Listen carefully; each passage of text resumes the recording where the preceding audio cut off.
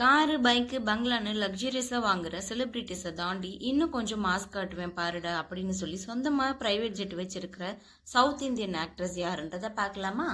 Number 1 பழம்பெரும் நடிகை புன்னகை அரசி KR விஜயா.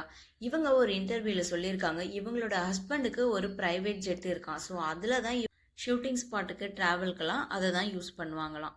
தமிழ் சினிமாவிலேயே முதல்ல பிரைவேட் ஜெட் யூஸ் பண்ண முதல் நடிகைனா அது இவங்க தானா. நம்பர் 2 நயன்தாரா. நயன்தாரா சொந்தமாக ப்ரைவேட் ஜெட் வச்சுருக்காங்க. அதோடைய மதிப்பு கிட்டத்தட்ட 50 கோடின்னு சொல்கிறாங்க.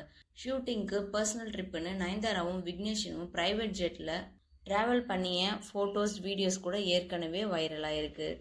நம்பர் 3 அல்லு அர்ஜுன். இவரோட பர்சனல் ட்ராவலுக்கு மட்டும் இல்லாமல் ஃபேமிலி ட்ரிப்பு, மூவி ப்ரமோஷன்ஸ்க்கு எல்லாமே யூஸ் பண்ணுவாராம். இதோடைய மதிப்பு கிட்டத்தட்ட 80 கோடி. நம்பர் 4 ராம் சரண். இவங்களும் சொந்தமாக ப்ரைவேட் ஜெட் வச்சுருக்காங்க. பட் இவங்க அதிகமாக யூஸ் பண்ணுறது இவங்களோட ஃபேமிலி ட்ராவலுக்காக மட்டும்தான். இதோடைய மதிப்பு கிட்டத்தட்ட 80 கோடி.